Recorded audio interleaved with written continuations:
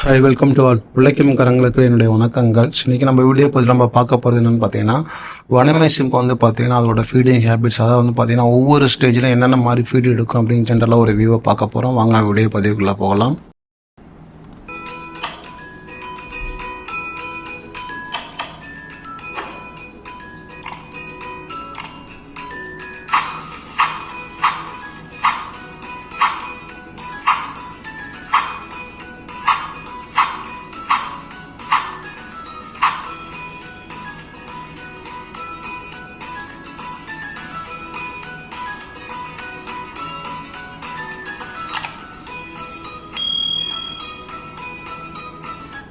So video பதிவுக்குள்ளே போகிறது முன்னாடி பார்த்தீங்கன்னா என்னை பற்றின சின்னதாக ஒரு 2 விஷயம் சொல்ல விரும்பிக்கிறேன். என்னோட நேம் சரவணன். நான் வந்து பார்த்தீங்கன்னா சிப்பாவில் வந்து சீனியர் ரிசர்ச் ஃபெல்லோவாக ஒரு 7 இயர்ஸ் டாக்டர் அக்ஷய் பானகிராய் சார் கீழே வந்து பார்த்தீங்கன்னா ஒர்க் பண்ணியிருக்கேன்.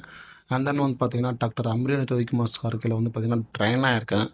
அண்ட் தென் பார்த்தீங்கன்னா ப்ளூ வெயிட் கம்பெனியில் ஆந்திராவில் பார்த்தீங்கன்னா லேப் இன்சார்ஜாக ஃபார்மர் சர்வீஸ் மேனில் ஒர்க் பண்ணியிருக்காங்க.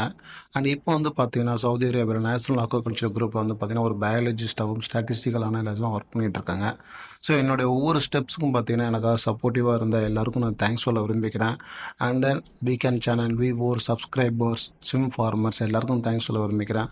வாங்க வீடியோ பதிவுக்குள்ளே போகலாம். ஸோ நம்ம வந்து பார்த்தீங்கன்னா ஒவ்வொரு ஸ்டேஜுக்கு என்னென்ன ஃபீடு எடுக்குது அப்படின்னு பார்க்க போகிறோம். ஸோ அது பார்க்கறதுக்கு முன்னாடி நம்ம ஃபீடோட ஃபங்க்ஷன், அதோட நியூட்ரிஷன் ரிக்வர்ஷன் பற்றி ஜென்ரலாக ஒரு ஓவர்வியூ பார்த்துக்கலாம். ஸோ வனமே வந்து பார்த்தீங்கன்னா அது ஒவ்வொரு ஸ்டேஜும் கடந்து வருங்க. அப்படி ஒவ்வொரு மெட்டமாரிஃபிக் ஸ்டேஜும் கடந்து வரும்போது பார்த்தீங்கன்னா அதுக்கான ப்ரோட்டீன் ரிக்யர்மெண்ட்ஸ் வந்து சேஞ்சஸ் இருக்கும். ஸோ பிகினிங் ஸ்டேஜில் வந்து பார்த்தீங்கன்னா அதோட ப்ரோட்டீன் ரிக்யர்மெண்ட் அதிகமாகவும் போக போக வந்து பார்த்தீங்கன்னா டிக்ரைஸ் ஆகும். அதுக்கப்புறம் வந்து பார்த்தீங்கன்னா ஹேச்சரி லெவலில் வந்து பார்த்தீங்கன்னா அதோட ப்ரோட்டீன் ரிக்யர்மெண்ட் அதிகமாக இருக்கும். அண்ட் நம்மளோட அக்வாகல்ச்சர் சிஸ்டத்தில் வந்து பார்த்தீங்கன்னா ஃபீடு வந்து ஒரு முக்கியமான இன்வெஸ்ட்மெண்ட்டுங்க. ஸோ எந்த அளவுக்கு நம்ம ஃபீடை வந்து ஒரு ப்ராப்பராக வந்து நம்ம ஃபீடை மேனேஜ்மெண்ட் பண்ணி இன்வெஸ்ட்மெண்ட் கொடுக்குறோமோ அந்த அளவுக்கு ஒரு சக்ஸஸ்ஃபுல் கல்ச்சராக பார்க்கலாம். ஸோ ஃபீடோட பகுதி வந்து பார்த்தீங்கன்னா 50% மோர் தென் வந்து பார்த்தீங்கன்னா ஃபீடோட இன்வெஸ்ட்மெண்ட் அதிகமாக இருக்கும். ஸோ அதனால் வந்து எந்தெந்த ஸ்டேஜுக்கு என்னென்ன மாதிரி ஃபீடு கொடுக்கலாம் சரியான முறையில் தேர்ந்தெடுத்து சரியான ஃபீடை கொடுத்து சக்ஸஸ்ஃபுல் ஃபார்மிங் பண்ணுங்கள். அண்ட் தென் வந்து பார்த்தீங்கன்னா நம்ம வந்து ஒரு ட்ரெடிஷ்னல் ஃபார்மிங் பண்ணலைங்க. அதாவது ட்ரெடிஷ்னலாக ஃபார்மிங்காக இருந்துச்சுன்னா இல்லை ஒரு நேச்சுரல் பிளேஸாக இருந்ததுன்னா அது வந்து பார்த்திங்கன்னா நேச்சுரல் ஃபீடு எடுத்துக்கும். ஸோ ட்ரெடிஷ்னல் ஃபார்மிங்கில் வந்து பார்த்திங்கன்னா நம்ம ஃபீடு கொடுக்கணும் அவசியம் இல்லை, ஃபார்முலேட்டட் ஃபீடு. பட் நம்ம வந்து ஒரு கேப்டிவிட்டி கல்ச்சரில் வந்து நம்ம பண்ணுறதுனால நம்ம வந்து ஃபார்முலேஷன் ஃபீடு வந்து நம்ம தயாரித்து ஃபீடு கொடுக்க வேண்டியதாக இருக்குது. ஸோ ஃபீடை வந்து தேர்ந்தெடுத்து சரியான ஃபீடை வந்து கொடுங்க. ஸோ அந்த வந்து பார்த்திங்கன்னா நம்மளோட ஃபீல்டில் வந்து ஒரு முக்கியமான ஒரு கண்டென்ஷன் பார்த்தீங்கன்னா ப்ரோட்டீனுங்க. ஸோ அந்த பார்த்தீங்கன்னா சின்னதாக ஒரு ஜென்ரலாக ஒரு ஃபங்க்ஷன் தெரிஞ்சுக்கலாம். ஸோ இப்போ அனிமல் வந்து ஃபீடு எடுத்துன்னு வச்சுக்கோங்க, அந்த ஃபீடு வந்து பார்த்தீங்கன்னா டைஜஷன் ஆகும். ஸோ டைஜஷன் எங்கே ஆகுதுன்னா ஹேப்பட்டோபாங்க்ரிஸ். சில ஹேப்பட்டோபாங்க்ரிஸில் என்ன ஆகும்னு பார்த்தீங்கன்னா என்சைம் ப்ரொடியூஸ் பண்ணும். அதாவது வந்து ப்ரோட்டீன் பண்ணுறதுனா டைஜஸ்டிவ் என்சைம் ப்ரொடியூஸ் பண்ணுங்க. அந்த டைஜஸ்டிவ் என்சைம் வந்து என்ன பண்ணும், இந்த ஃபுட் பார்ட்டிகளை வந்து பிரேக் டவுன் பண்ணி ப்ரோட்டீன்ஸை வந்து பார்த்தீங்கன்னா அப்சர்வேஷன் பண்ணும். ஸோ அப்போ அங்கே ப்ரோட்டீன்ஸ் வந்து பிரேக் டவுன் ஆகும்போது அமினோ ஆசிட்ஸ் அப்புறம் பார்த்தீங்கன்னா பெப்டைட்ஸ் இந்த மாதிரி வந்து பிரேக் டவுன் ஆகும். ஸோ இந்த அமினோ ஆசிட்ஸ் பெப்டைட்ஸ் பார்த்தீங்கன்னா கட் லைன்ஸ் மூலயமா அப்சர்வேஷன் பண்ணி அது எங்கெங்கே தேவைப்படுதோ அங்கங்கே வந்து பார்த்தீங்கன்னா டிஸ்ட்ரிபியூஷன் ஆகும். அதாவது வந்து பார்த்தீங்கன்னா இப்போ எனர்ஜிக்கு தேவைப்படுது அப்படின்னா எனர்ஜிக்காக யூஸ் பண்ணிக்கும். அண்ட் தென் பார்த்தீங்கன்னா ஒரு ரீப்ரொடக்டிவ் பர்ஃபார்மன்ஸு இல்லை ஸ்டோரேஜ் பண்ணுறதுக்காகும். ஸோ அதோடைய தேவைகள் எங்கெங்கே இருக்கோ அங்கங்கே வந்து பார்த்தீங்கன்னா பிளட் ஸ்ட்ரீம் மூலயமா வந்தீங்கன்னா ட்ரான்ஸ்ஃபர்மேஷன் ஆகும். அண்ட் தென் பார்த்தீங்கன்னா இந்த அமினோ ஆசிட் வந்து பார்த்தீங்கன்னா எகைன் வந்து பார்த்திங்கன்னா ஒரு ப்ரோட்டீன் வந்து பில்டப் பண்ணும். ஸோ இந்த ப்ரோட்டீன் பில்டப் வந்து பார்த்திங்கன்னா மசிலுக்காகவும் இல்லை எனர்ஜிக்காகவும் இந்த மாதிரி வந்து முக்கியமான எல்லா ஃபங்க்ஷனுக்கும் பயன்படுதுங்க.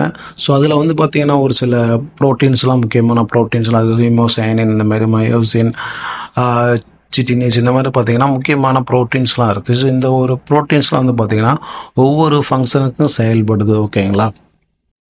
அண்ட் தென் பார்த்தீங்கன்னா இது வந்து பார்த்தீங்கன்னா நம்ம குரூப் பேஸ்ட் கம்பெனியோட வந்து ஒரு ஃபீட் சார்ட்டுங்க. ஸோ ஒவ்வொரு கம்பெனி வந்து பார்த்தீங்கன்னா ஒவ்வொரு விதமான சார்ட் வச்சுருப்பாங்க, ஃபீட் நம்பர் வச்சுருப்பாங்க. அந்த ஃபீட் சார்ட்டில் பார்த்தீங்கன்னா அதுக்குன்னு ஒரு கோடு நம்பர் வச்சுருப்பாங்க, 1C 2P இந்த மாதிரி ஸ்டார்டட் 1 ஸ்டார்டட் 2 அந்த மாதிரி வந்து ஒரு விதமான ஃபீடிங் கோட் நம்பர் வச்சுருப்பாங்க. அது ஒன்றும் இல்லைங்க, ஃபீடோட சைஸ் அனிமலுக்கு ஏற்ற மாதிரி சைஸை வந்து நம்ம சூஸ் பண்ணி ஃபீடு கொடுக்கறதுக்காக தான். இங்கே வந்து பார்த்தீங்கன்னா 36%. அந்த வந்து பார்த்தீங்கன்னா இங்கே 35%. அதாவது பிகினிங் ஸ்டேஜில் வந்து பார்த்தீங்கன்னா ப்ரோட்டீன்ஸ் லெவல் அதிகமாகவும் போக போக வந்து பார்த்தீங்கன்னா ப்ரோட்டீன்ஸ் லெவல் கம்மியாகவும் இருக்கும். ஸோ அது போல் ஃபேட்டு, ஃபைபர், மாய்ச்சர் இது எல்லாமே வந்து பார்த்தீங்கன்னா ஃபீடோட காம்போசிஷனுங்க. அந்த வந்து பார்த்தீங்கன்னா ப்ரானோட சைஸை பேஸ் பண்ணி தான் நம்ம வந்து ஃபீடு கொடுக்குற மாதிரி இருக்கும். ஸோ இப்போ வந்து லெஸ் தென் 0.5 கிராமாக இருக்கட்டும் வச்சுக்கோங்க, நம்ம 1C ஃபீட் நம்பரை வந்து சூஸ் பண்ணி நம்ம கொடுக்கலாம். ஸோ அதில் வந்து பார்த்தீங்கன்னா நம்ம வந்து 8 to 15% வந்து ஃபீடிங் ரேஷியோ இருக்கும். அந்த ரேஷியோவில் வந்து நம்ம ஃபீடு கொடுக்குற மாதிரி இருக்கும். பர் டே வந்து 2-3 டைம்ஸ் நம்ம கொடுக்கலாம். ஸோ இதே மாதிரி வந்து பார்த்தீங்கன்னா ஒவ்வொரு ஃபீடு கம்பெனியில் வந்து அவங்களோட சார்ட்டை வந்து மென்ஷன் பண்ணி அதோட ஃபீடை வந்து எந்தெந்த டைமில் கொடுக்கலாம், ஸோ எந்த சைஸுக்கு என்ன மாதிரி பர்சன்டேஜ் லெவலில் கொடுத்துருக்கலாம்னு சொல்லிட்டு மென்ஷன் பண்ணியிருப்பாங்க. ஸோ நீங்கள் அதை பேஸ் பண்ணி நீங்கள் என்ன பண்ணலாம், ஃபார்மில் வந்து ஃபீடு அப்ளை பண்ணலாம். ஸோ ஆல்ரெடி வந்து பார்த்தீங்கன்னா நம்ம வந்து எப்படி ஃபீடு கால்குலேஷன் பண்ணி நம்ம கொடுக்குறது அப்படின்னு சொல்லிட்டு நம்ம சேனலில் பதிவு பண்ணியிருக்கோம். அந்த வீடியோ பதிவு போய் பாருங்கள்.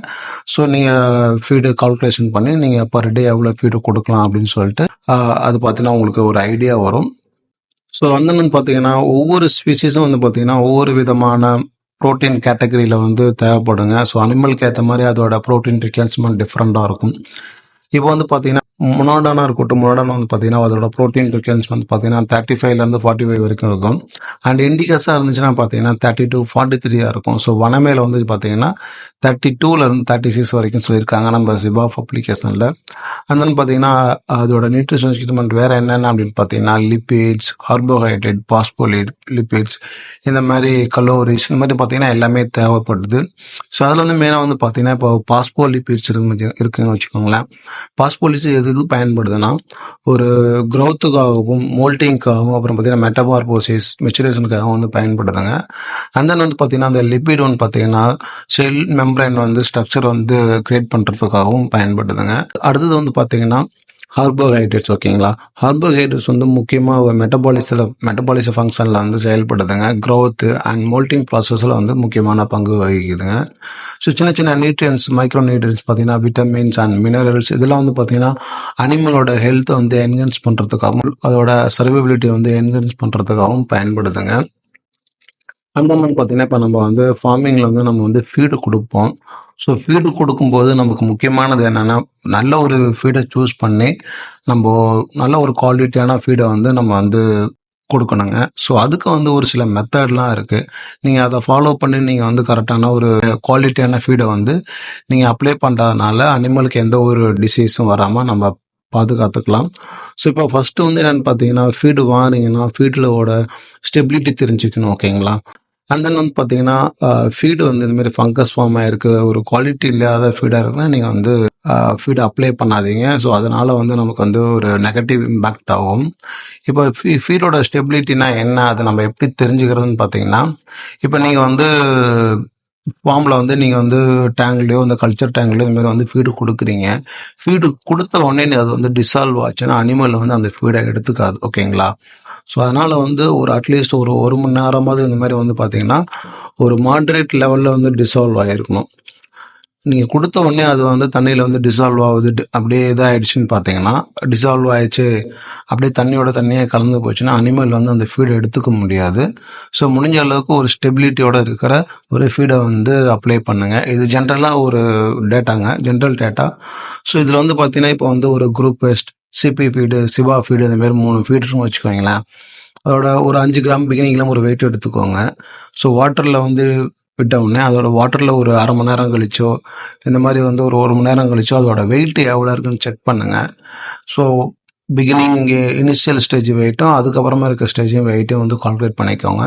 அண்ட் தென் வந்து பார்த்திங்கன்னா அந்த வாட்டரோட turbidity level, clarity level, and then வந்து பார்த்திங்கன்னா தண்ணியில் இருக்கிற பிஹெச் லெவல் இது எல்லாமே செக் பண்ணி பாருங்கள். ஸோ பிஹெச் வந்து 7.5 வந்து 8 வந்து ஒரு நமக்கோட ஆப்டிமம் லெவலில் இருந்ததுன்னா ஓகே ஃபீடு நல்லா இருக்குது.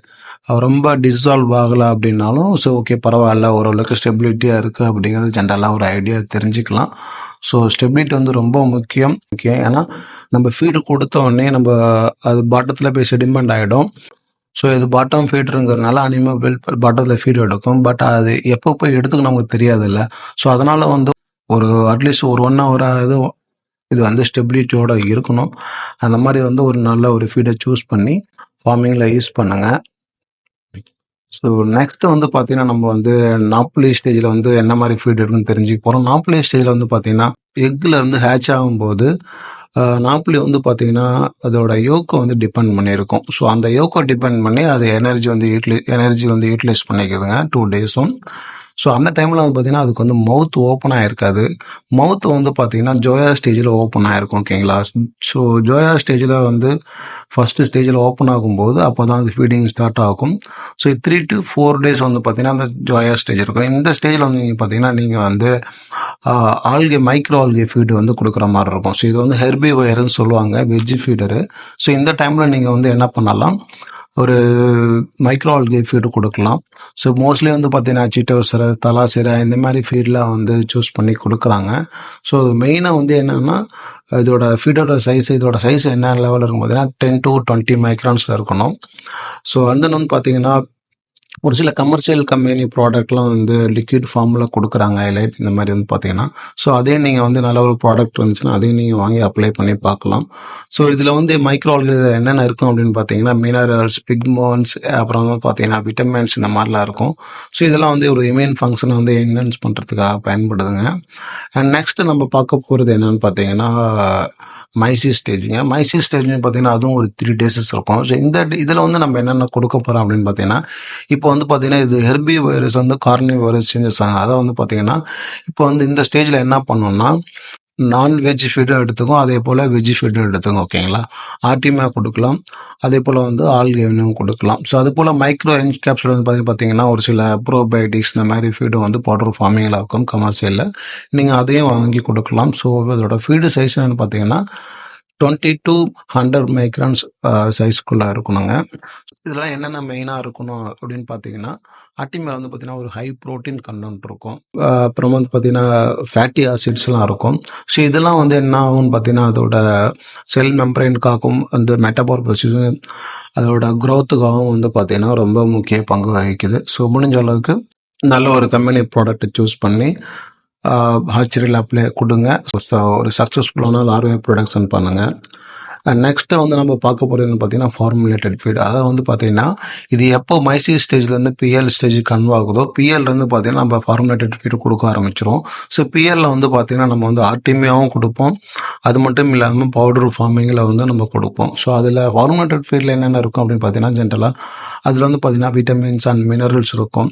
ஸோ அந்த விட்டமின் மினரல்ஸ் வந்து எதுக்கு பயன்படுது அப்படின்னு பார்த்தீங்கன்னா, ஓவரால் ஹெல்த்துக்காகவும் இம்யூன் ஃபங்க்ஷனை பூஸ்ட் பண்ணுறதுக்காகவும் க்ரோத் ரேட்டை வந்து இம்ப்ரூவ் பண்ணுறதுக்காகவும் பயன்படுதுங்க. அது வந்து பார்த்திங்கன்னா ப்ரோபயோட்டிக்ஸ் இருக்குது. ப்ரோபயோட்டிக்ஸ் வந்து கட் ஹெல்த்தியாக வச்சுருக்கிறதுக்காகவும் டைஜஷனை வந்து இம்ப்ரூவ் பண்ணுறதுக்காகவும் இன்கேஸ் எதனா டிசீஸ் வருது, ஒரு பேத்தஜன் அஃபெக்ட் ஆகுதுன்னா அதோட பாரியராகவும் எகென்ஸ்டாக ஒர்க் பண்ணுறதுக்கு பயன்படுதுங்க. அது மட்டும் இல்லாமல் ப்ரீபயோட்டிக் இருக்குது. இந்த ப்ரீபயோட்டிக் என்ன பண்ணணும்னு பார்த்தீங்கன்னா ஸ்டிமுலேட் பண்ண, அதாவது கட் பாக்டீரியா பார்த்தீங்களா, கட் பாக்டீரியா ஸ்டிமுலேட் பண்ணுறதுக்கும் பயன்படுது.